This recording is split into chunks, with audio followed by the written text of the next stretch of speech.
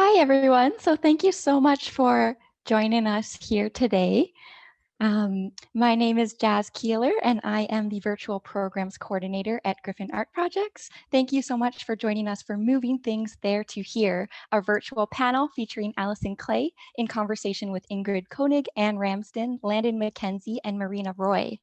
I'd like to begin by acknowledging that Griffin Art Projects is situated on the traditional, ancestral, and unceded territories of the Tsleil-Waututh, Squamish, and Stolo nations. We are honored and grateful to undertake our work here. So I just have a few words of introduction before passing the mic over to today's moderator, Allyson Clay. For those of you who are new to Zoom, I just wanted to mention that we can't hear you or see you today, but do feel free to communicate with us or with each other through Zoom's chat function. And also, Allyson will touch base on this in a moment, but there will be time at the end of today's discussion for an audience Q&A. So please feel free at any point throughout the panel to type your question in the Q&A section, which you'll notice is actually separate from the chat function. So we'll be checking there for questions at the end of today's panel. So I'm very happy to be introducing today's moderator, Allyson Clay. Allyson has a BFA from the Nova Scotia College of Art and Design in Halifax and an MFA from UBC in Vancouver. Allyson has exhibited nationally and internationally. She taught in the School of Contemporary Arts at Simon Fraser University from 1988 to 2020, and awards received include the SSHRC Connection and Travel Grants, Senior Artist Grants from the Canada Council, the Mexican Canada USA Artist Exchange Residency, and the Rockefeller Foundation Bellagio Residency Program. So thank you so much, Allyson, for moderating today's panel, and I'm going to pass the microphone over to you.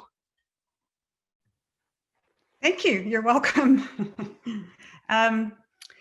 So Jasmine, thank you very much. And I also want to thank, on behalf of my colleagues on the panel, Kara Jacobson, Griffin's Marketing and Public Programs Assistant, for her help with all the technicalities here.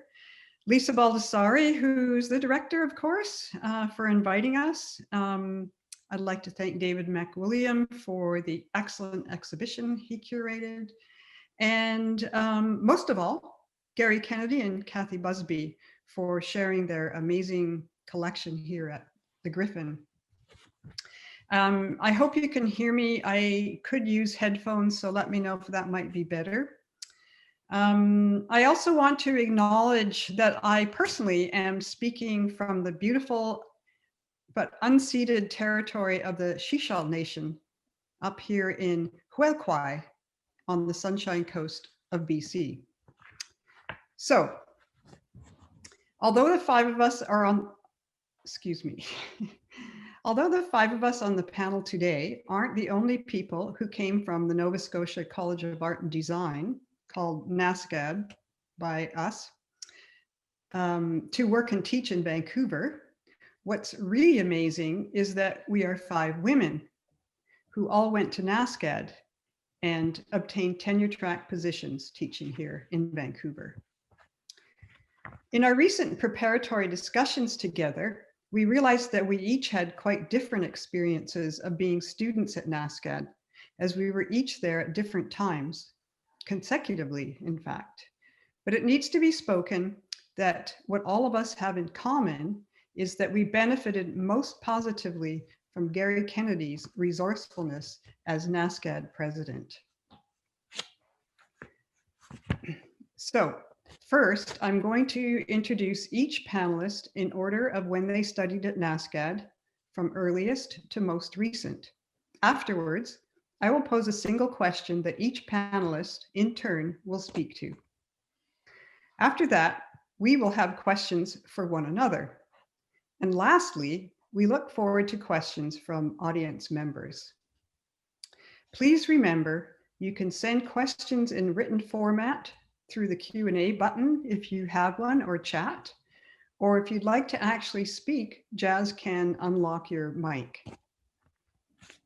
So first up, Landon Mackenzie, I'm happy to introduce. Landon is the first of us to have arrived at NSCAD in September 1972, having skipped her last year of high school in Toronto. Her first foundation teacher was the New York Berlin artist and concrete poet Emmett Williams. Lucky you. She gravitated toward the rigorous lithography workshop, but also studied drawing, photography, animation, and other print forms until December 1975. She received her BFA in 1976.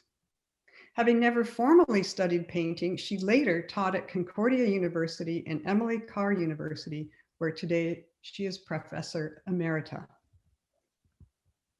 Next is Anne Ramsden.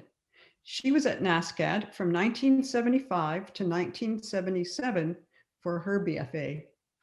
After studying art history and film studies at Queen's University in Kingston. Photography, video, and artist books were media she was drawn to at NSCAD. What stands out for her are Alvin Cometer's 6 weeks summer photography class held at the New York loft NSCAD rented near Soho, but also the amazing NSCAD library where she spent hours reading art magazines, books, and exhibition catalogs. She taught at Concordia before coming to Vancouver to teach at SFU.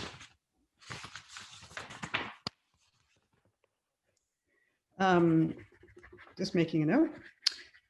I was the next at NSCAD. I attended from 1978 to 1980 after completing 2 years of art history studies in Rome, Italy. I majored in painting at NSCAD and took courses in photography and video. I had part-time jobs in the library and Anna Leonowen's gallery, and later took a part-time job at the NSCAD press with Benjamin Bukla. For me, the visiting artists were important. They were a real and intense part of the small college community with whom they interacted. I taught in the continuing studies program at NSCAD the summer I graduated, and later in Vancouver taught courses at Emily Carr at UBC and Capilano College before joining SFU. Ingrid Koenig was at NSCAD 1982 to 1984 for her MFA. She had Gary Kennedy as her very first semester graduate advisor. What stands out for Ingrid is the climate of political activism that included the region as well as the college.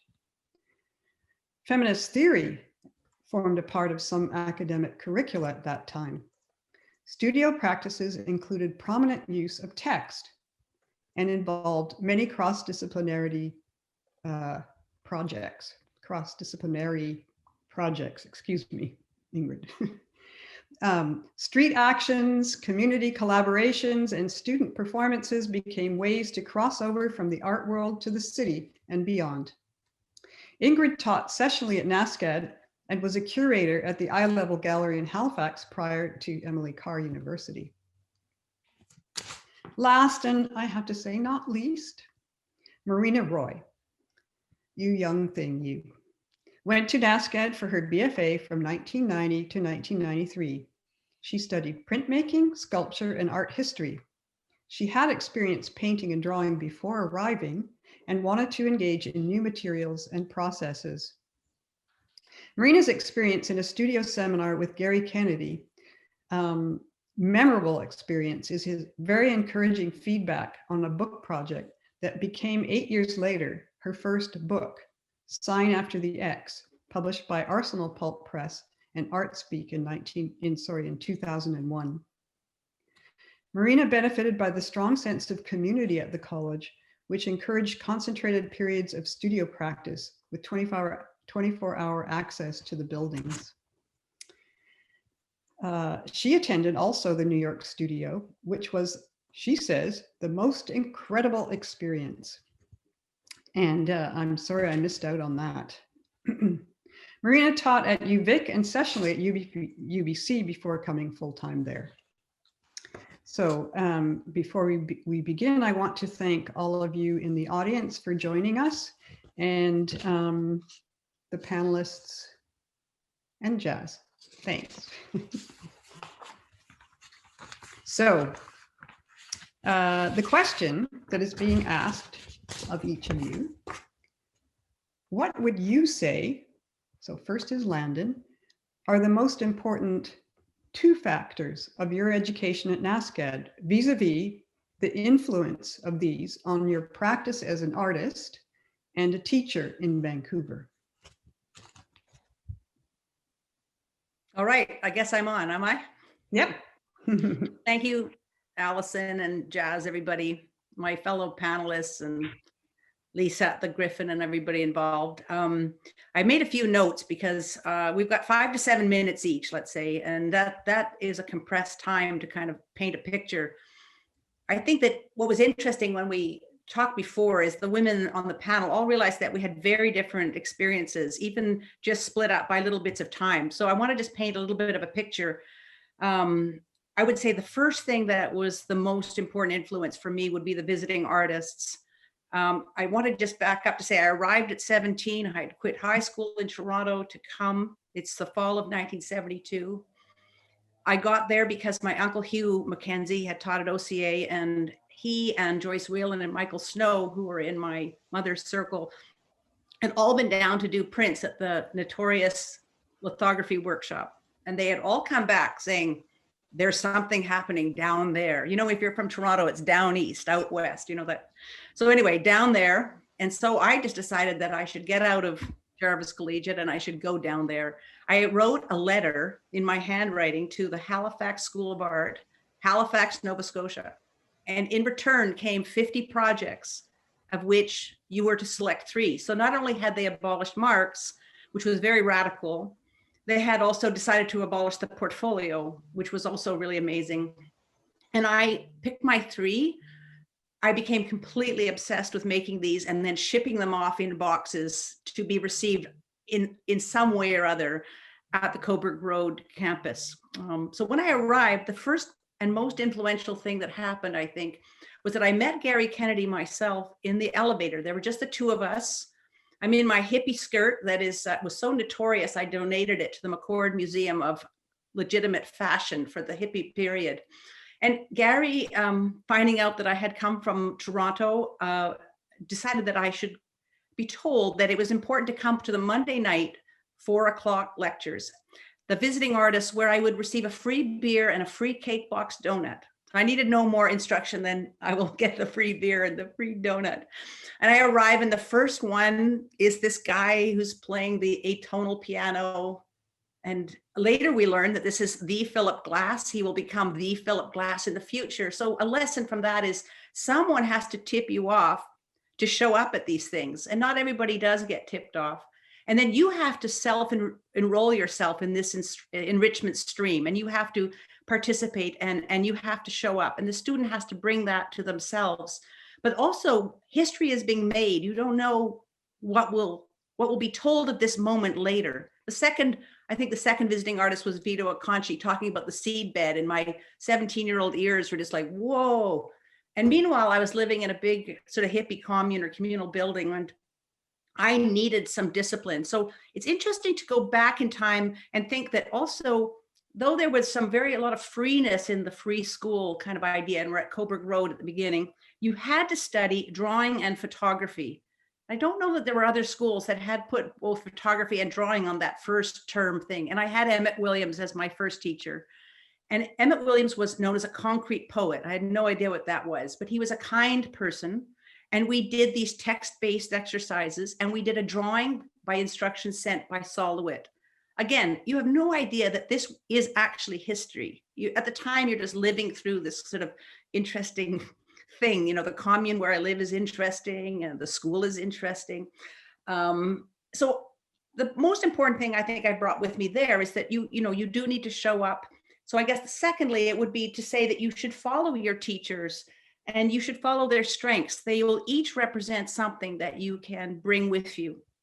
I think the fight with my parents to leave school early had instilled in me, like, take good teachers and see what they have to offer. But I would say that I didn't have any women teachers at the art school. It hadn't yet occurred to me that this was going to play a role. But I would say that I knew I needed discipline. And because I had got to the school, because of the great sort of story of the lithography workshop, I applied to get into lithography. You had to apply once you were there. And it was a rigorous interview, and Bob Rogers could self-select that group because they were really dining out on these great lithos, and there was a lot of technical requirements. So that was great because I had this discipline, and lithography had this very strong sense of process and daily application. And also we had 24-hour access, as has been mentioned. And so we were on the presses night and day. The thing about that, I think, was that you just learned to bring beginning, middle, and end, and this idea of just doing something each day, and eventually your work will evolve. So I brought that, I think, from that. Also black and white rules. So eventually you strip everything of color, and you're part of a time. I didn't study painting, but I picked up that painting was out of favor, and painting was somehow sort of dangerous. And therefore, after graduate school, I took it on with a vengeance to sort of see what this dangerous thing was. And I took on color because it had been so forbidden. I don't think students today recognize just how forbidden these sort of territories were. So that's actually good for a person like me because I can work sort of in reaction to things. There were 3 women I could follow. One was Charlotte Townsend at the Mezzanine Gallery. One was Martha Wilson, who will speak next week, I think, because she was the girlfriend of Richard Jardin, and I was his life model. I was in the class on Wednesday as the model, and I was in the drawing class the other day. And the other one was Christina Ritchie, because she was married to David Askevold, and he was a very important person at the school and a very kind person. So I would say, bringing to my teaching later, it's kindness, showing up a great sense of humor that the Maritimes gave me, and just hoping that I'll bring something to each student and not be all things to all people. So thank you. Wonderful, Landon. Thank you. I will ask the same question to Anne Ramsden. And please talk about the most important 2 factors for you from NSCAD vis-a-vis how these influenced your work as an artist and a teacher in Vancouver. Thanks, Allison, and thanks, Landon. And I just want to reiterate those thanks to David and to everybody. And just to mention that today I'm speaking from my studio on Gabriola Island, which is the traditional territory of the Nanaimo people. And I'm really happy to be here today and share this moment of recollection and sharing our experiences. I think when you asked that question, Allison, I just thought, oh, this can go in so many directions. And but I thought, about my experience at the school. Yes, how wonderful it was to have those facilities, to have those studio spaces, amazing visitors, and yes, the loft in New York. But when I think about what I took away from that, and maybe with time become more aware of that, was maybe 2 things. One, the idea of an artistic practice that can incorporate a really wide range of activities and roles and for the artist, and so that even in a way could incorporate the practice of teaching, and to think about these roles also in terms of maybe in making art, but also curating, writing, being involved in the community in various different ways.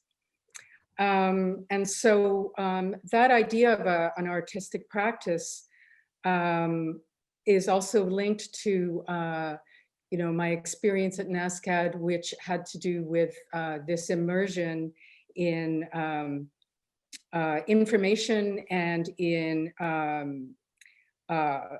all kinds of activities, whether that's performance or exhibitions that were always going on. So this idea of making art that is in response to, I would say, what's going on around you, however you might define that. So for me, that became very much around, especially at the beginning of my practice, theory and practice. So a practice that's informed by discourses around me, which, you know, when I left NSCAD were issues of, well, in the early 80s, then feminist discourses and issues around modernism and postmodernism. When I first began teaching at Concordia, it was a graduate seminar, and then team teaching a feminist studio. And in these situations of the studio was projects were always nourished by some kind of reading that then became a kind of common area of discussion and ways to refer projects back to. And so I think probably the presence of language or text in many different ways was something that was kind of integral to my formation at NSCAD in the way that it was just natural and not, how to say that, a kind of another kind of material that would be part of my practice. I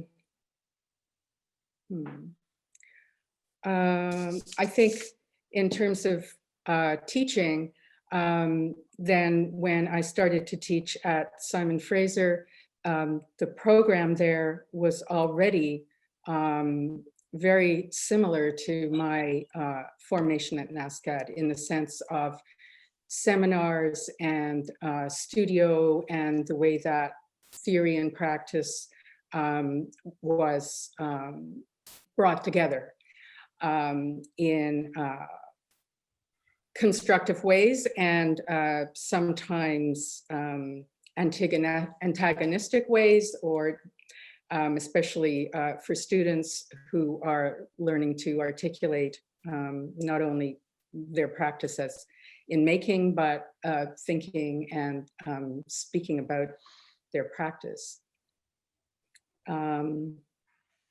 Yeah, just one other thing is like that after I taught at Simon Fraser, I also moved to Montreal and was teaching at the University of Quebec in Montreal, and with a very similar approach to my studio teaching there. Okay. Thank you very much, Anne. So the question goes now to Ingrid.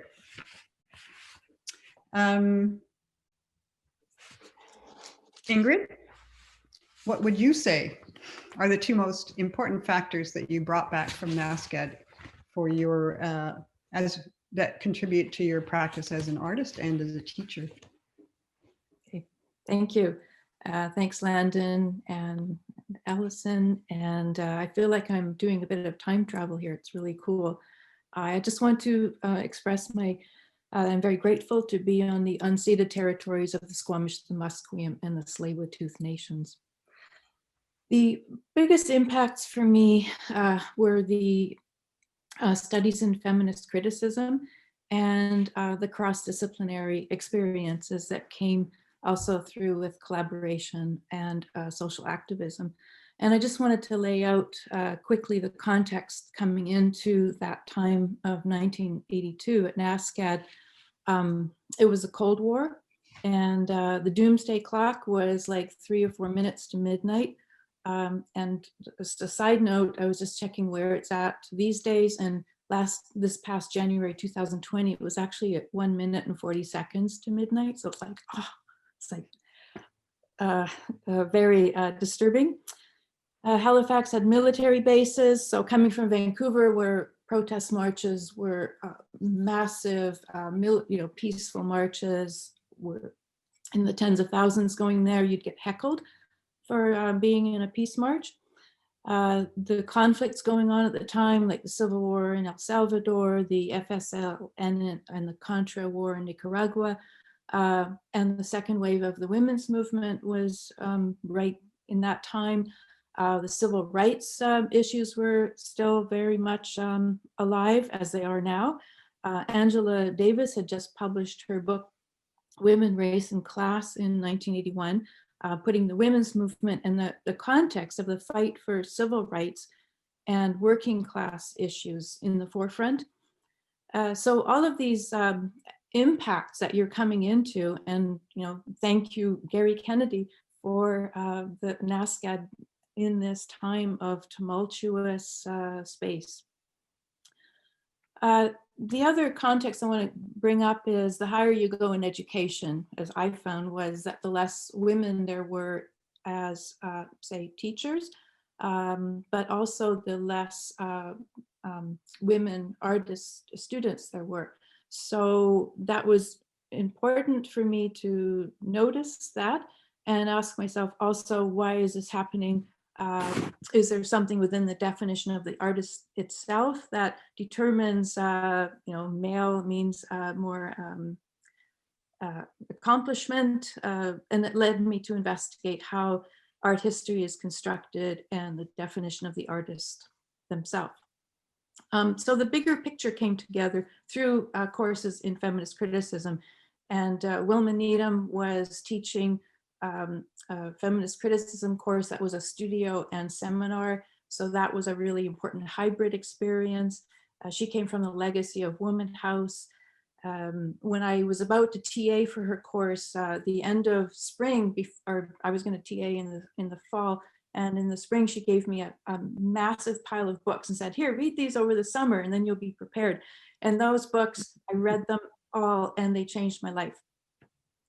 Other people, my ally and in my cohort, Barbara Lounder, was a huge impact. Her confidence in feminist criticism and giving voice, her activism was a huge impact for me. Susan McEachern was teaching at the time, dealing with the construction of family, so big impact. So all of those conversations were so important to establish, yes, I have a right to a voice, to a feminist criticism in my work. And there were also male faculty that were very supportive, also Gary Kennedy, also Bruce Barber. The guest artist talks at the time included artists like Mary Kelly, Margaret Harrison, Adrian Piper, who brought us funk lessons, Yvonne Rainer, who said the way to a man's heart is through his chest. So these are all supremely important kinds of experiences. So the kind of discussions of art as political, as connected to the world, issues of marginalization, of speaking out, even being vulgar in that speaking out, issues of colonization, racism, the exclusion of voices. How do I counter that in the art historical training that privileges white male Western artists? And as I say all those things, I think, whoa, we're still in the middle of all of this. Like, there's so much that still has not been resolved. There's a widening notion of makers and contemporary art. Artist model, model of the artist wearing many hats, experience of acknowledging one's position, the politics of representation, and very important, using autobiography as a way to address political and social issues and being able to see yourself in culture. So all of this in terms of cross-disciplinary importance as well, realizing that in feminism, you actually need to acknowledge a lot of other knowledge practices to get the bigger picture. So you go into sociology and philosophy and family construction and global militarism, in economic forces and class and race. And so you have to do that in order to have that big picture. And they're all mutually interactive. So moving to Vancouver from this, coming into the context of teaching with other women sessional faculty, and most of the tenured faculty were male. And so that was interesting. And as women started to come more into admin positions, more women faculty were hired. So in the first moment of the second term of teaching there, I proposed teaching a gender studies class. We couldn't use the word feminist criticism. We had to use gender studies, which was more polite. And just before that just before I was about to teach that, the Montreal massacre happened. And so going into teaching that and realizing, oh, now we're all not safe. Like, am I endangered? Are my students endangered? So it was a very, charged time. And then soon, a few years after that, then of course there's the backlash against feminism, where people are still taking that course with me, but I can't call it feminism anymore because I don't want to use that word. So how to bring all this into the studio teaching as well, how to bring it into drawing and painting. So looking at how the figure model is can be talked about in a different way, the body in context, landscape in relation to environmental crisis, where do our materials come from, labor, extraction, collaborative studio exercises, text and juxtapositions. I remember Gary Kennedy had a great impact on me in looking at text and juxtapositions, and his very pure way of being able to make a point very quickly, whereas when I was a student, I was more baroque about it all. The whole aspect of construction of meaning and challenging a narrowed lens and reformulating perspectives and bringing our perspectives into dialogue with the world around us and with all the forces that are in conversation with each other. So those are all elements, coming from feminism and cross-disciplinarity experiences at NSCAD with those wonderful faculty and cohorts, bringing me into a long-lasting vibrancy of teaching these elements at Emily Carr in that cross-interactive way. Thank you. Great. Thank you, Ingrid. Okay, so the next person I would like to ask this question of is Marina Roy.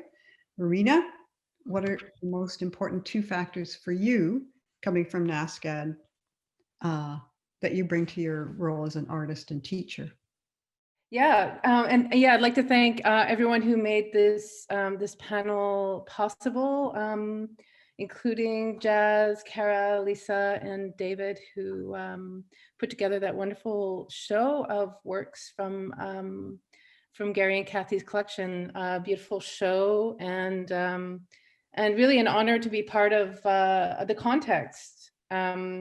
Yeah, so I was at NSCAD from 1990 to 93 after having pursued a degree at Laval University in French literature. So I went in as a BFA student, and I thought, finally I'm pursuing my dream of becoming an art student, now that I feel like I'm independent and have cut ties from home where they really wanted me to become medical doctor. So yeah, and I also had come out of a pretty long-term relationship at that time. So for me, going to NSCAD was the kind of the epitome of freedom.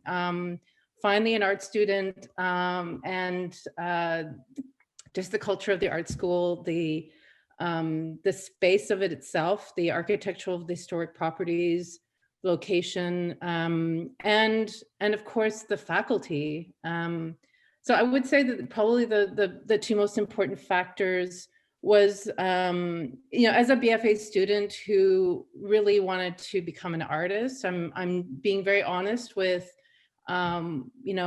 putting myself in that mindset at the time, which is somewhat embarrassing now, but just the kind of freedom that was made possible from just like a beautiful art school space for one, and 24-hour access, and and then no grades. So I compared that to the kind of obsession, so the obsession of, you know, pursuing your art, an art project, the excitement of having access to all these facilities, to all these new ways of working, in comparison to the kind of obsession around grades that seems to exist today.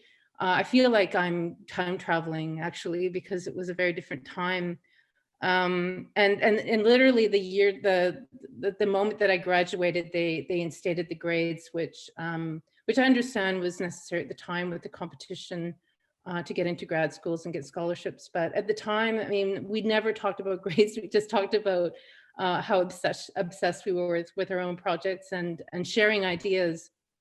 And so, yeah, the faculty and the librarians. And so I went in I was a really bad painter at the time, but I love painting. I knew that. And so I knew that they had this wonderful print making facility and sculpture facilities.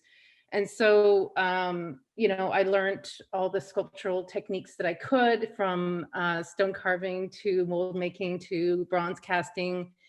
And I think that I was just hungry to learn about materials and processes. And that's what I got out of NSCAD. Even when I was doing the printmaking, they didn't really teach. So I did litho with Bob Rogers, who I must say, I need to, he's a master printmaker who printed all those wonderful prints. And he'd always show us, the works by Vito Akanchi and all the people that he worked with. He always, hauled out those prints and he showed them all to us. And then he would do the demos. And so he would do these demos. And he had this kind of combination of being like a bit of a comedian. So like, don't do it this way, do it this way. So, he would be showing us the right way of doing things. And then he'd go, and don't do this. And he had his accent and cause he's from the States. And so he was always like, master printmaker, the rigor, like you have to get it right. But he always came to the teaching with this kind of humor and accessibility and a kind of openness. So I felt like I could do anything. And I felt that it was really important to learn all the techniques really well. And then there was also the freedom to break them. Although they didn't like you to do that, but and I think that really fed my teaching, because to this day, I love doing demos. I think if I didn't have those demos, all the technical stuff that I learned in NSCAD from the sculptors and from the printmakers, if I didn't have that, I probably wouldn't be going into my studio and making demos for video and then posting them online for my students. I mean, I think that I really enjoyed doing that. And also, like, I have to say that when I started working in performance, it was really doing this kind of do-it-yourself, like demonstrations in front of the camera. So it really fed my artwork in the way that I've always really enjoyed this idea of like how to do stuff. And I think I got it from all those faculty members at NSCAD who were really good with the technical and the materials. But I mean, once I got into fourth year, third and fourth year, I was working with people like Michael Fernandez, who, was more about politics and embodiment and the senses and alternative materials and breaking the rules. So he was really influential. And then Gary, who, I think all the faculty had this kind of humbleness and this kind of non-pretentiousness about making art and talking about it, that I think I really took a lot away from just the genuine kind of way of being, and this generosity was sharing, and the critiques were very generous. They didn't really cut you down. They were always trying to look at the positive side of things and how you could do things better. But I never really felt like I got those tough critiques till I went to UBC and did my MFA there. And then my world kind of shattered. But there was this, Oh yeah, and then Barbara Lounder, who I know is there. And I did want to talk to you about you from the very beginning. So my first contact with NSCAD was doing foundation, and I took a workshop with Barbara, and I always remember the videos you showed us of the performances. And I think it was my first introduction to birthday. What is it? It's like the shoot, you showed so many videos that I can't think of the names right now, but and then so introduction to performance, introduction to workshop, introduction to installation, and yeah, I think that, and then it was around that time that I really wanted to, I was talking about feminism with Barbara a lot, and I don't know if it was Barbara's initiative, but there was it was right in December, it was a 1-year anniversary of the Polytechnique massacre, and there was a show that was opened up to anyone who wanted to participate in it. I remember it being pretty, you know, very, yeah, it was a very mournful anniversary, of course. But it was my first exhibition, and I remember putting in work right now that was very embarrassing at the time, but I got to do kind of I wrote a poem, and there were performances that were commemorating the moment, and I remember Barbara being very supportive in encouraging me to take part. And then Barbara also gave me my first show outside of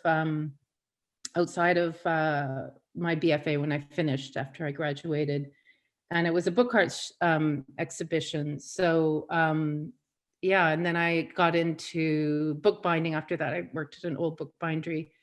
But it was really all those skills that I had been gleaning from NSCAD at the time that kind of led me down a path towards finding my own route through art. And so I would have to say that all the faculty that I learned from were super instrumental. I mean, that was the main thing. You know, Gary actually brought his class in at one point to the book bindery, and you know, I did some work, some demo. He often invited me to do demos for his classes. So, you know, I started doing a little bit of teaching, workshop teaching, because he would invite me to do stuff like that. And it was my first Xerox book. I made this book called X, and it was my first, and it was kind of this, you know, Generation X had just come out as a book, and so it was my first kind of Xerox book, and I remember Gary being very encouraging, and it was, you know, there was a lot of interest in making work around text, and yeah, and then you know, that idea percolated for over years and years, and then when I finished my MFA, that little book that I had made during my BFA under Gary's seminar ended up turning into the full-fledged book from, you know, a long time ago now. But anyway, those are kind of significant landmarks, and mostly thanks to the faculty and the facilities there. It was just absolutely incredible moment in the 90s for me. Didn't have all that kind of historic stuff that maybe was happening in the 70s, but it was all kind of there in the background, and that you really felt like you were part of something when you're there. I'm done. Thanks. Thank you. Thank you, Marina.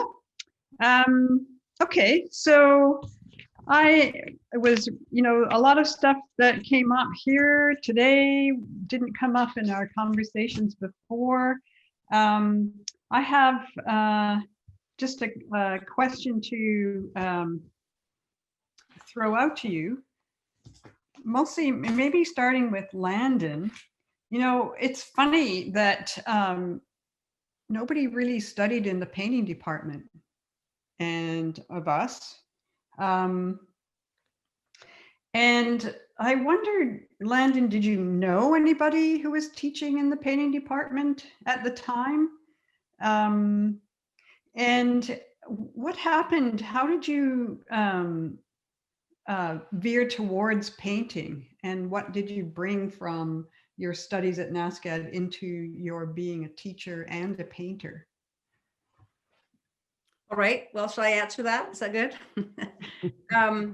Really, you have to think about the energy of the time. So when I arrived, it's really interesting to hear everybody's timeline, because I'm kind of at the end of the war in Vietnam, and there's a lot of energy of intellectual Americans who are at the school and coming up, and Nova Scotia is kind of a hot spot for the back of land movement. And when you get to the school, you really feel like there is just no energy in this painting area.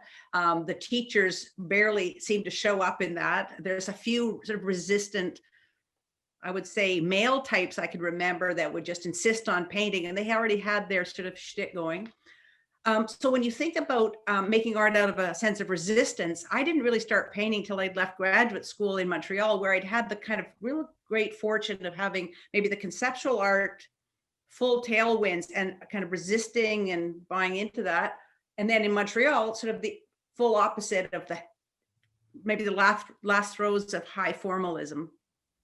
And out of that came a very, very strong sense that painting was a viable thing to experiment with. And I remember just, making a big canvas and just sort of saying, well, how hard can it be? I'd had a grandmother who was a painter and had studied at the Art Students League in the 1918.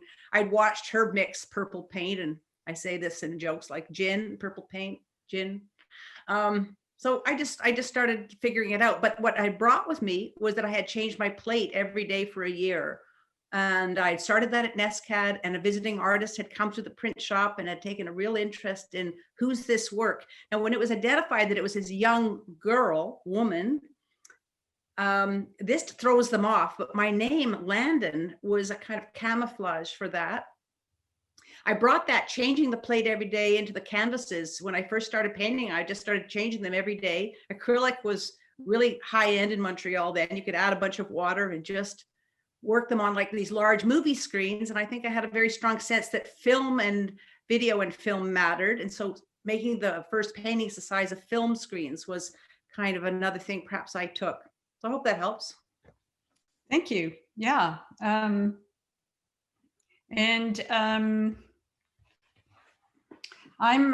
interested that by the 1990s for Marina that there was so much engagement with materiality. And I wondered, Anne and Ingrid, if you also felt that those were viable areas to work in. Maybe I'll just respond to that quickly, which is that I think when I was at NSCAD, it was partly my own interest that led me. I was already working in photography. I spent like one semester at OCA actually before coming to NSCAD, and where I did photography with a woman who was like really dynamic and had a little photo gallery. And that was kind of an interesting way to start photography. And when I went to NSCAD, I continued photography, and then also in the mixed media area. So video and, just all kinds of non-traditional ways of working, and, a lot of image and text also. And so actually when I graduated and went to Montreal, and even before I started grad school at Concordia, I started to work materially, weirdly enough, as a kind of way to perhaps engage with something that I was aware that I didn't engage with a lot at NSCAD, mostly because of my interests. And probably still in my practice, there's a kind of back and forth between something that's more material in some pieces and more like video or photography, something less material maybe in other pieces. So yeah. Thanks. And just briefly, I think one of the things that came together for me was realizing that process and material generated meaning.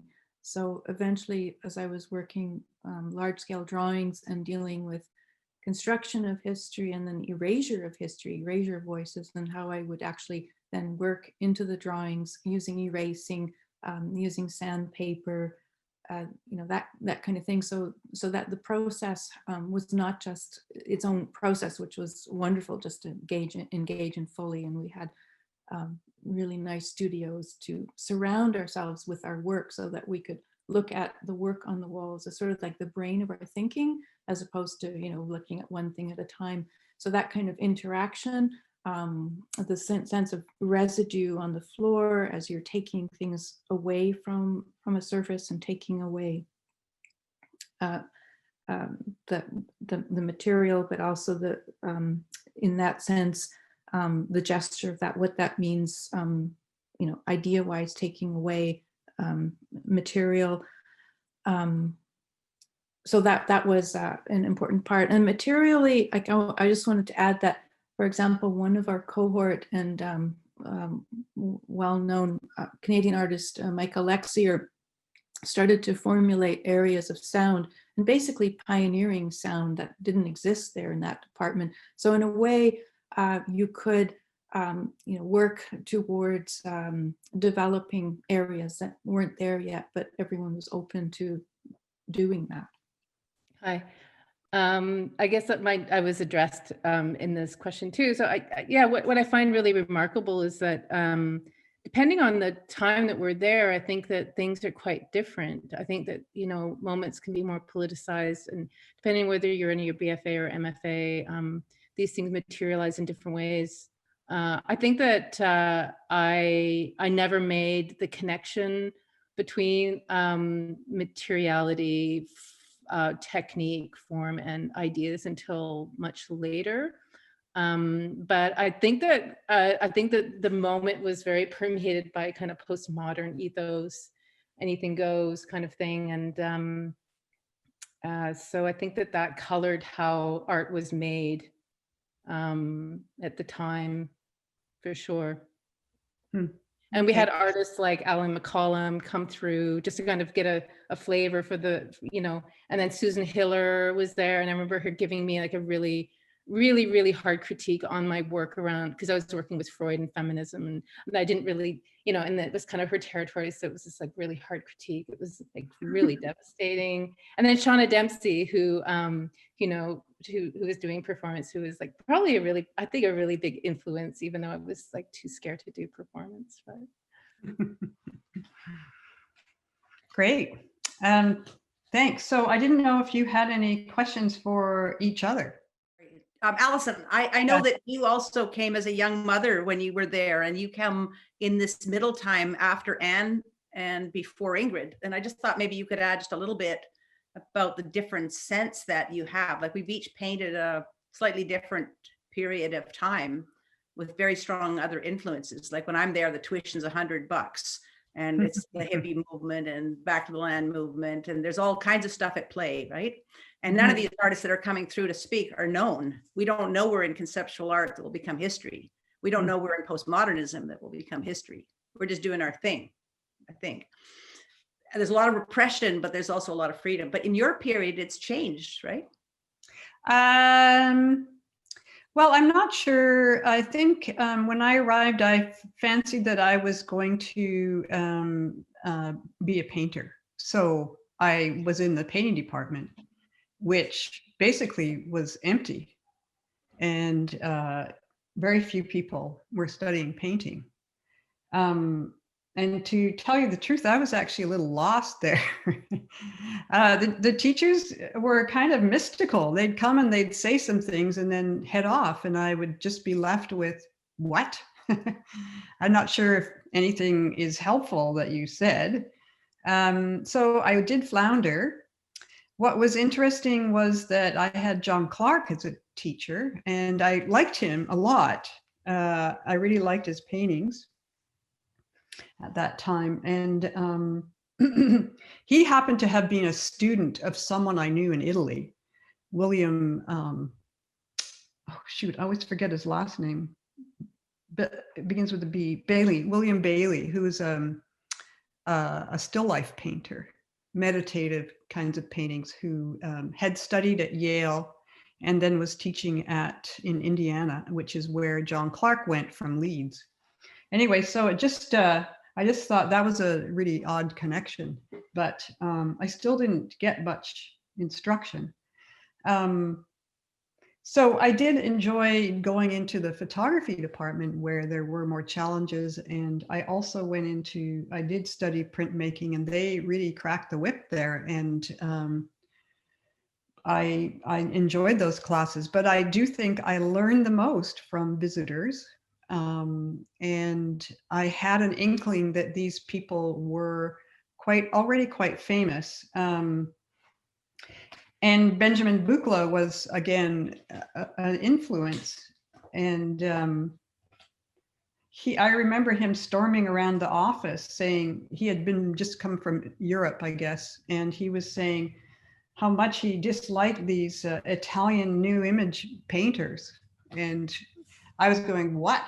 I wasn't quite connected to what was going on there and what he hated about them so much. And that shows you how little I was learning in painting, that I didn't know of these, what was going on in the painting world. And so artists, and also the artists that came around, it was such a small community. It was the only thing happening in town as far as I was concerned. If you went anywhere, it was trudged over to the college to, go to an event, artist event, or go to whatever, screening or anything. So I was there a lot, and you could really meet people like on the ground, face to face. So David Sally and Michael Asher. I had Michael Asher over for dinner because I thought the guy looks lonely, and I can make him a bowl of pasta, and he doesn't need to know who I am. And it was, I actually really liked him and really respected his work. So it was really the visitors that provoked my curiosity, and I think that candle kept burning once I left NSCAD. And remember the blood sport of the visiting artists talks, where most of the visitors would get attacked quite viciously. So where Marina speaks well of how the work isn't critiqued harshly, it's very supportive. Like, how'd you do this? How can you make this better? Whatever.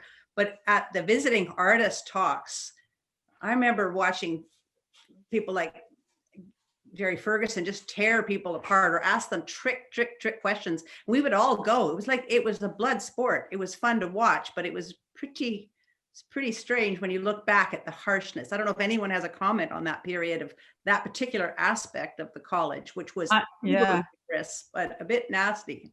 I'm surprised that happened so early on, because I was going to not mention it, because I think I felt like I was really in there with everybody critiquing. I didn't want to mention it. So yeah, we had some very, also within a kind of a seminar, it wasn't a formal seminar, but it was some kind of a seminar that we would have. And we got into some really serious battles that made lifelong, not enemies, but, I don't know if some of those were ever resolved. So political arguments. Was it like that for you, Anne? Or I'm just trying to remember. I remember what you're talking about, Landon, those presentations. But they were almost like, it was a form of, I think it was some form of like preparation for like outside world or something. Which could be kind of frightening, actually, if it would be like that. Yeah.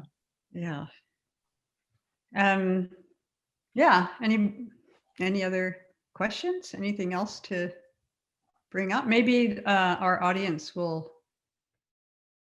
Yeah, this is Jazz here. I'm just gonna unmute myself quickly, just as we are about to open it up to audience questions. I'll just mention again that feel free to type your questions in the chat or in the Q&A section.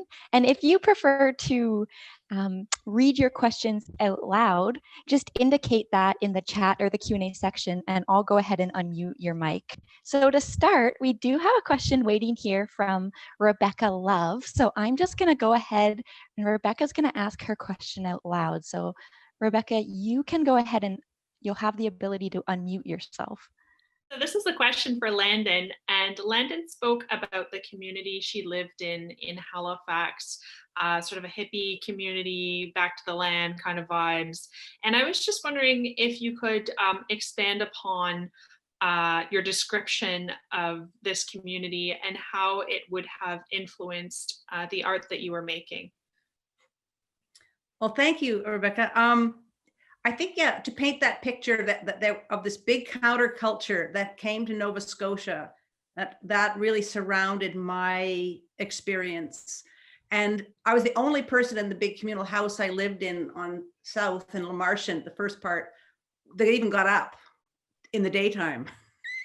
And therefore, I really had to discipline myself to get to school and turn up and make it work. And I would say that half my classmates were living in the bush somewhere. I think we didn't notice how much we all smelled, but I can just imagine looking back at some of the laundry treatment was not on. I remember a classmate just inking himself up top to bottom after probably not even knowing about certain art trends and doing somersaults and making big drawings and then just putting his clothes back on. And so for me, becoming a life model in Richard Jardin's class, which was where I lost a bet, it was sort of like the world I lived in. I mean, a lot of us didn't wear clothes often in these communal situations. It wasn't like it was a loose and fast situation. It was so idealistic. It was the real rose-colored moment. And Donald and I lived in a geodesic dome in East Chesapeake that these American hippies had built, and they were sort of maybe 25 and we were 22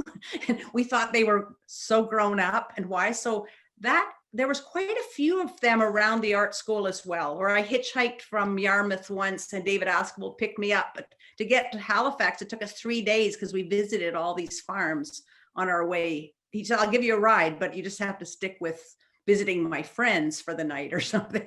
So it is a different time. And I treasure the question really to look back at being able to match art school and being free from not living with your own family back in Toronto, and the kind of maybe, I don't know, the kind of things we might've been asking and looking at. And then I think that you need, as an artist, if you're given enough sort of room to sort of float away, you find a very strong sense of self-discipline. And again, we've mentioned the printers helped with that self-discipline, and also that a lot of artists at the school, I was very observant, sort of following, who they were and what was going on, and trying to pick up my own sense of that. And so perhaps because I wasn't in a structured environment, in the end it helped. Hope that's good. Yeah, that's great. That's great. Thank you. Okay, so we do have another question here from Aileen, and she would like to know, I'll just read it here. I would like to know their advice to young artists and art students. I think it's a tough one because I don't know what you do. So we give advice to different people based on what they need. So find a way of working that you can get you obsessively working on a project rather than worry about a grade, because that's I don't know where you're at with your studies, but that's the main problem these days when I'm teaching. It's find a way of taking a position with your work and just going for it. I don't know what else to say. I would just add, thanks, Marina. I would just add also look amongst your compatriots, in a sense, the people that you're next to, have conversations, give yourselves feedback so that you feel like you're also, not alone in some place. So there's a lot of interaction and support across sharing your views on your work. I think I'd like to also add to that, and maybe this is something that I took with me from NSCAD, which is in a certain way, just like do it. You know, if it's not there, then make it there. Make it happen or make it exist. So that could be your own work, or it could be a situation that you want to show your work in. So like, for example, maybe starting some kind of an exhibition space or something like that. So just kind of do it and don't wait for it to exist in a way, no matter what it is. Yeah, and I would like to add to that, and and something from something you said earlier, in fact, which is something that I've always said to the people that I've taught, is an artist can, I don't know, I always think that artists should get involved in many different things. They are, in a way, I remember, Landon, you early on, you wrote, remember you wrote something in Parachute or something? But artists can be writers, artists, need to be articulate about what they do. You can be curator, you can, start a gallery, you can start an online gallery. So it is not just do it, but do a number of different things. So what do they say in marketing? I know there's a word for it. But yes. Great. So we have one more question here. And this one is from Deborah, who writes, Landon, you mentioned Martha Wilson. Could you speak a little bit more about your interaction with her? What was she doing there at the time? Thank you. Well, you'll get a chance to see Martha, who's going to do a Zoom soon. Jazz will fill you in at the end. I wouldn't miss that if you can. So Martha had come, I guess, she was an English teacher major, but she was, as I said, the girlfriend of Richard Jardin, who is featured in Gary Neal Kennedy's exhibition a fair amount. And so I was sort of following her lead. She was one of the few females around that I could sort of follow the lead. And I remember one night she just needed someone to hold up electrical cords or something. And she was doing one of her performances where she transformed herself. She won't even remember this. She just probably scoured the hallway for somebody who'd help. And so what was interesting is that there wasn't a performance for an audience. There was a performance. She was performing. There were a few of us who got to see part of this performance by enabling, a wire, electricity, a camera, something like that. So she had an influence in the sense that she seemed to be acting as an agent of art. So as a model, you're sort of being looked at as the subject of art. And then the next day you're in the drawing class and you're the agent of art. And, luckily there were a few students who had been trained in the States, who'd come up again through this movement I explained, who had been trained at Pratt or whatever. And I would just sit behind them and copy their energy, their lead or whatever. But intellectually, I was following a little bit about what Martha was up to. And then she went off to start Franklin Furnace. And so you follow sort of what that is. And so she's a very important, one of the few important sort of females that you can see coming out of that period. And I also mentioned Christina Ricci and also mentioned Charlotte Townsend, but there are not very many of us that we could look at that time. And so I can't stress enough how different my experience in my period was from when Ingrid's talking about there's feminist theory and feminist discussion and whatever. It's like, no, this was full-on boys club, and conceptual art's a great way to go to the pub and make up a story and then follow your lead and end up with something. So I think she's an important figure from that period. So we have a couple more questions here. I'm going to unmute Gerta, who's going to ask her question out loud. So Gerta, you should be able to unmute yourself now. Okay, I've unmuted. So the panel has been absolutely fascinating, and I should locate myself in this. I worked at NSCAD as a sessional, between the summer of 1983, when I taught a summer course on contemporary world art, which was going in the footsteps of Benjamin Bukla, because he had just moved to NYU. And then again in the winter semester, and again the following summer semester. So I witnessed this time of gladiatorial combat between rival teachers and ideas. And I also benefited from the amazing library and archives at NSCAD, so, which for me was like being at grad school. In order to teach that course, I had to swat it all up from the library of books that Benjamin Bukla had deposited at NSCAD, which was unparalleled anywhere else in Canada as literature on contemporary art all over Europe. And in addition to that, Benjamin Bukla had taken away all his slides, his teaching slides. So during the 3 weeks before teaching began, I had to create an entire slide library for that contemporary course. So it was a learning experience at incredible pressure cooker rate. My question for you is, how important for you was this NSCAD policy of bringing in significant leaders in conceptual art in New York and elsewhere in the world, with all the attendant controversy? Particularly, I'm thinking of feminism, which was also very important for me there. But when I was there, Vivian, maybe one of you will be able to tell me her second name. She was the professor of art history. Cameron. Vivian Cameron, yeah.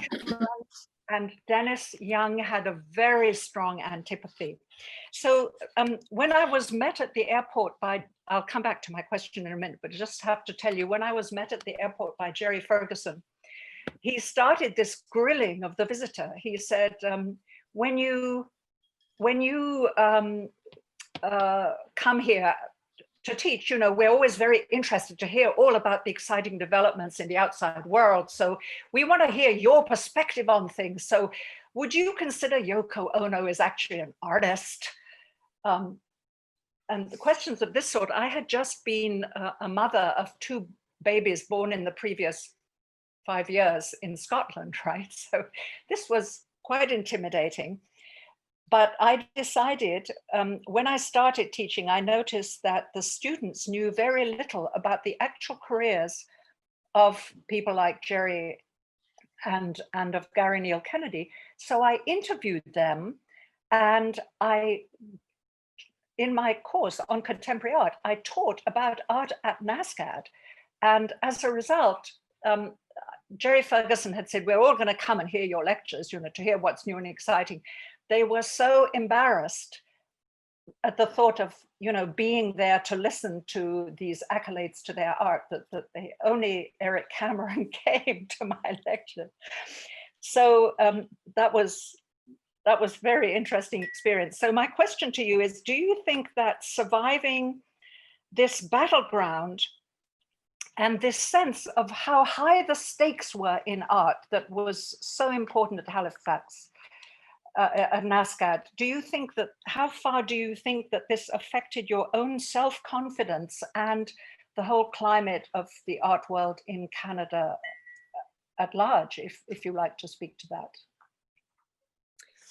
Well, I could just say something, which is that, you know, at the time when I was at NSCAD, so January 75 till April 77, so at a certain period of conceptual art and the way that it was consolidating at NSCAD already. I mean, I think Lucy Lippard's book, The Dematerialization of Art, appeared in 76, I think. So anyway,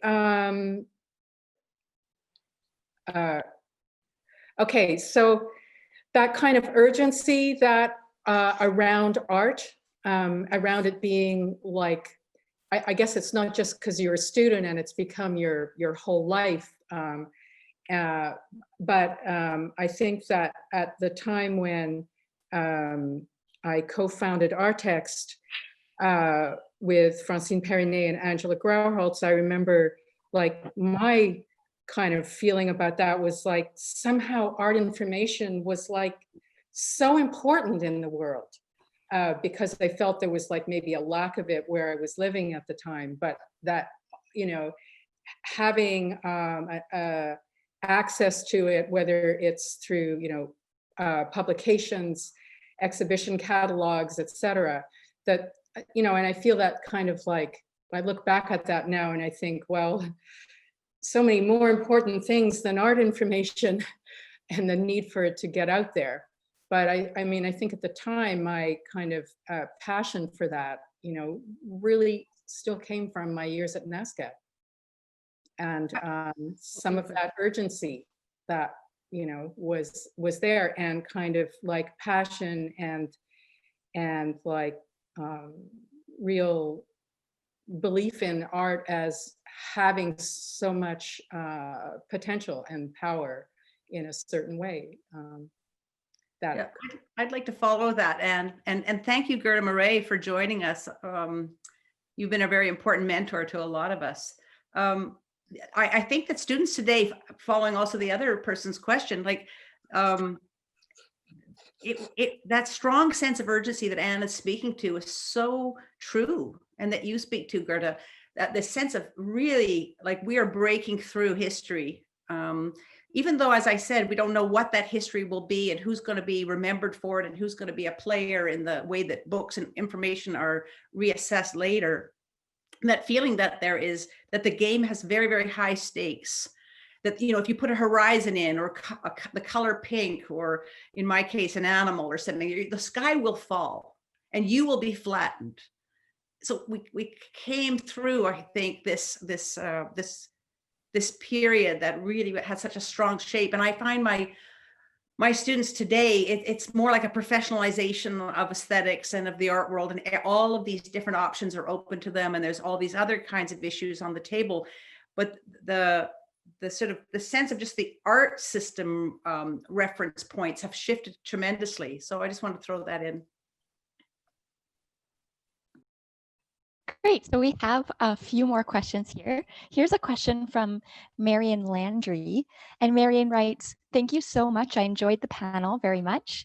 Can you talk about the difference of today's reality for students having access to information in a fast-paced environment driven by Google and social media compared to your time in school, which was much slower and in which the library was the main source of information?"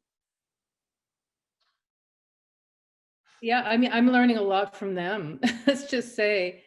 And in return, I mean, I think there's, I mean, in terms of the kind of library learning, I don't know if I'm answering your question or anything, but I've been kind of trying to gear my courses towards attentiveness and slowing things down, especially during the pandemic. I think we have no choice. And, you know, paying attention to one another. And because I think that in terms of this kind of Zoom existence and Zoom interaction that we're having, it's really hard to get distracted and kind of tune in and out, depending on what's kind of coming in on the screen, to make sure that they realize that the importance of taking time away from it, being attentive to what's going on outdoors. It's also an important way to make art, although I do realize that it's also exciting to make work that's related to the internet. But yeah, I think attentiveness right now is, in terms of just the problems that are that we're faced with, is the most important thing at the moment.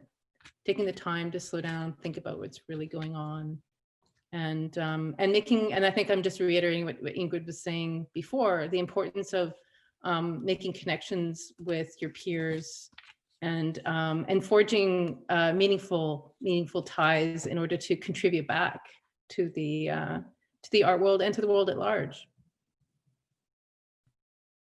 Yeah, thanks for that. And I would add also that it does provide, beside it being, you know, a terrible it could distract you immensely. But the other side of it is that information is at your fingertips. And of course, there needs to be a responsible kind of look at where you're getting your information from.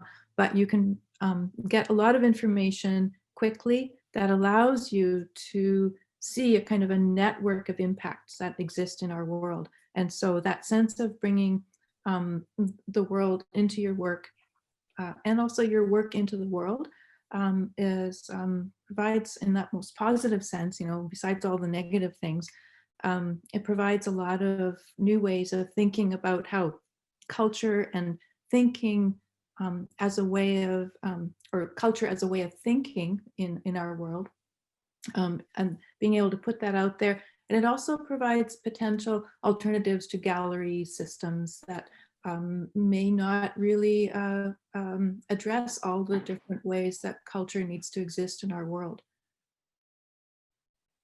Thanks, both of you, for that. I was thinking that Anne mentioned something interesting about the theory and studio relationship, which she said, in addition to being adversarial, it could also be nurturing. So that would be the ideal.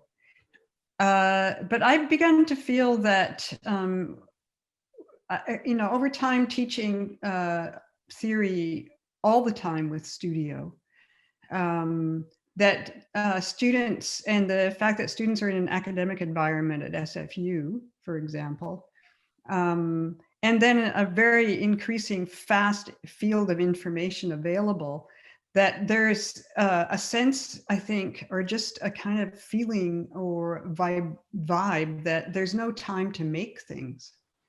And it almost seems as if making things has gone from artists to craft. That you go to Michael's art store and it's like a crafting store. But, if you were more humble, you could go there and find, stuff to make your art with if you were brave and wanted to explore materiality as a way to think. So I think that, yes, it's true. I've learned a huge amount from students who are very much part of the internet world and fast information. But I've also seen a return of a kind of a lust to know materiality. And I introduced screen printing at SFU just before I retired. Boy, was that glommed onto. It was just like I had brought honey and beer and all sorts of good things to everybody. It was just like, boom. And then what was so interesting was to come in a year later to students who had learned silk screening and see how it applied to their projects in all sorts of different ways. So I think it's funny. It's not a balance as much between theory and practice as it is between fast time and slow time now, and making as thinking, and information gathering as being maybe too fast to actually think through at the time that you're getting all this information. So we have a question here from Guanessa, and I'm going to allow you to talk, Guanessa, so you should be able to unmute yourself.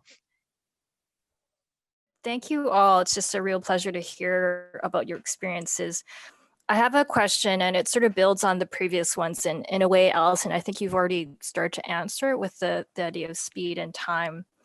But thinking about, many of you have shared the importance of experimentation in your schooling and your environment, and it was a time of taking risks. I think as an instructor and as an artist now, I think this quality is so important in terms of fostering it with younger artists or in different forms of mentorship. But teaching now, I realize it's a completely different environment and context, right? Based on what all of you have generously shared. And now it's complicated with COVID. But even before that, I think I'm just curious to know, based on your experiences, what do you feel prevents current schools from building these qualities of curiosity, urgency, and experimentation? Or how could we do this more? And I know it's a very open question, but I know you've already begun to answer that, but I'd just be interested in hearing potentially anything you want to add to that, especially for those, you know, of us who are still very much teaching, and many of you, you know, are still teaching in different forms, even though you may not be in a school. I can start if you want. Hi, Gwenessa, thank you. You know, sometimes what we did at Emily Carr, we'd have to almost call something experimental practices to attract students who are willing to experiment. Because I think Marina's touched upon this thing of marks and the institutionalization of sort of the university model. When we went from being an art school to being a university, we all fought for the idea that that wouldn't really change us so much, but I think it's changed us tremendously. And I think students are more interested sometimes in the marks, and this is very disturbing, but also you have such a strong, different group of students in each class, and you need to make sure each person finds something for themselves. But if you throw it all out, you won't necessarily get a lot from the student that needs much more direction. So there's a lot of skill, I think, in teaching across the spectrum. And I wish you luck, because I know that you're one of the new heavyweights we're going to have at Emily Carr for a long time.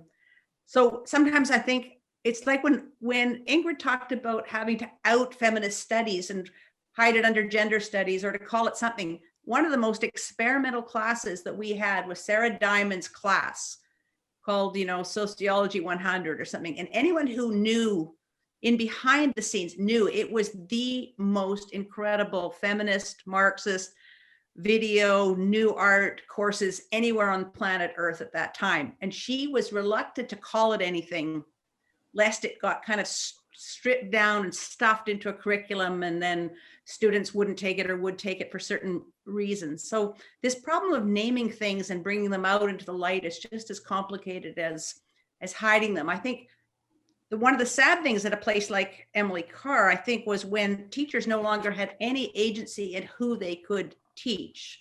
We lost any kind of ability to have certain students in our class, and for good reason, because there had been misuses of that.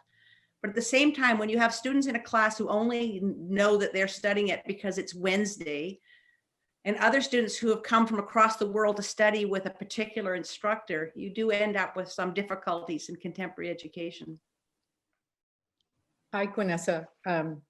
Maybe just to say something else about speed, although I'm not teaching anymore, but I think I became increasingly aware about something you were saying, Allison, about information and where is it coming from. And whereas when I started out teaching, like you were, yes, the library is there, but as the professor, you're like a major source of information. And, you know, by the time I was no longer teaching, it was like completely the reverse in a way.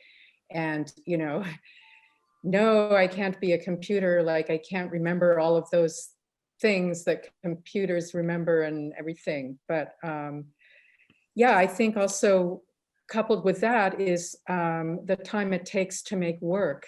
And, you know, when you're teaching, assigning projects and knowing that this takes time, and yet they're increasingly in their daily lives living with all of these speeding up and other kinds of times. And so I think maybe, you know, that's always an issue. How long? I'm not talking about, you know, how much time do students spend like making work. It's more that it is that, but it's how students expect to spend less time making their work, I think, than they used to. There's, you know, and so, yeah, dealing with that as an issue in teaching, you know, became something of a preoccupation, how to work with that issue. Marina. Hi. Thanks. You triggered something in my mind. it's also the kind of pressures that are on students today. I mean, especially in Vancouver, I could not imagine what it would be like to have to pay the astronomical rent and to pay the tuition fees and to buy all the art supplies and then expect to find time to do all that. So in a way, this sounds a bit cynical, but in my foundation class, I mean, I've started to integrate kind of rubric and then rubrics, right? Like who would have known that in teaching, I would actually have to make rubrics and rationalize everything that they're getting grades for. But I've started integrating experiments, like the experiments you do towards making the project becomes part of the grade, right? To show that you've experimented. And then I wonder, like, is that a really, is that the process that they would normally even go through to become the kind of artist they want to be? So I have no idea. It's like, it's an extremely complicated place to be making art in Vancouver or in a lot of different cities today. It's the pressures on the younger generations is such that yeah, I think I really feel for people who, I mean, I'm full of admiration for those who do go in there and have the spirit to experiment and, you know, and do all the work that they do.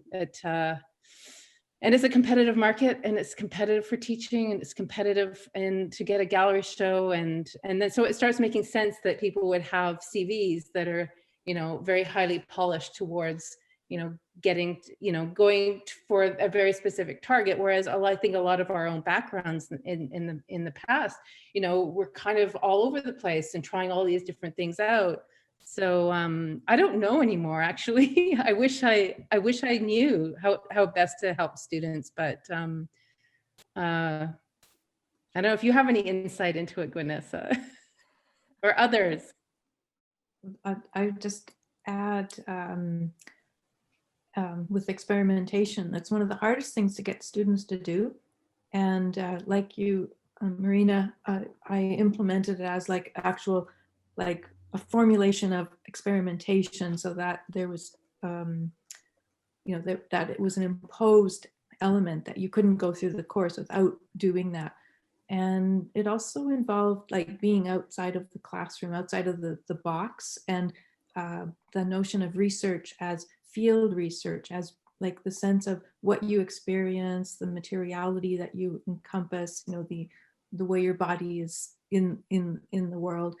So that aspect of thinking about how you're moving, whether you're on a bus or walking, whatever, but that all of those things constitute a kind of a field research, a kind of a, you know, it's gathering information and processing and reflecting. That is part of the thinking as making. So to try to support that in, you know, whatever way, I would say. Okay, great. I'm going to jump on here, Jazz again. I think it's just about time to start wrapping up. So I wondered, Allison or any of the panelists, if there's any last thoughts that you'd like to share before we wrap things up. It's me, it's Landon. This has been really great. When Marina was talking, I just wanted to reiterate that kind of problem of the professionalization of art, which I think has taken a root, and that I was remembering that ink was free in the print shop. Aha! So a lot of us gravitated there because we had no money, tuition was cheap, living was cheap, and ink was free. I think that says a lot about the times, and also we have dined out, I think, a lot on NSCAD's sort of great contribution to the international community of art. I certainly know when I'm working in Germany that they revere the idea that there was this NSCAD moment, the Nova Scotia College of Art moment, or the Halifax School as it's often known. So I think it's been good to go down this path to kind of understand where that was and what it's contributed. It's certainly the most famous school in Canada from that perspective, from people who know about it around the world. It went through many changes, and it still will. And the same is for the Vancouver School of Art, which was also an incredible school at the same time and has become the Emily Carr University. So I don't want to just say one was outside of its time and one was more in its time. I think it's been nice to spend a bit of this afternoon just putting kind of shape, a mirror around what we went through. Thanks for your help. Oh, I just wanted to say thanks to the panelists for sharing. And I think the question about teaching today was in fact the one on my mind the most, because of how teaching has changed so much since I was a student, and B, since I first started teaching at SFU, which was a mixed media program. Earlier at Capilano and UBC, I had been teaching painting.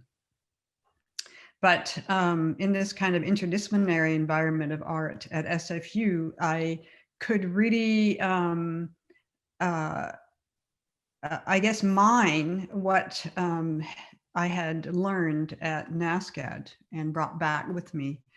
But nowadays, and it's funny, just retiring right now in 2020, I echo Marina. I just think, there's just a lot for students they're up against in order to figure out where art fits in the world, and why to do it and how to do it. It's, and NSCAD, it was grounding in a funny way, because the art was just on the ground. It was there in front of you. It just felt urgent. People were doing it, and they were doing it in extraordinary ways. And it just seemed like, this person next to me is doing that. And that might be Michael Asher or David Sally, but they were doing these things. And nowadays, it just seems like artists drop in from, gosh knows, Berlin or, wherever they are. Or in fact, they don't even have to come anymore. So how do you get a sense that these people are real, and that they're making, that we're here on this planet dealing with this question of, how art and, why make it, and how does it fit in, and why do we expect you students to figure it out or do it? So. Wonderful. I'm just going to jump in here as we wrap up. I'd like to say a huge thank you on behalf of Griffin to all of our presenters today for this really wonderful and engaging conversation. Thank you so much. And also a huge thanks to everyone who joined us on Zoom today. I also wanted to mention that this program, as you know, is launched in conjunction with our current exhibition at Griffin Art Projects Now Bulletin. So if you're in the area, definitely stop by. We're open from noon to 5 p.m. on Saturdays. And we also have a really engaging lineup of virtual talks ahead. One being next Sunday at 1 p.m. With New York-based artist Martha Wilson. So definitely, if you haven't already, we'd love for you to join us next Sunday as well. So thanks again, everybody, and we wish you a wonderful rest of your Sunday.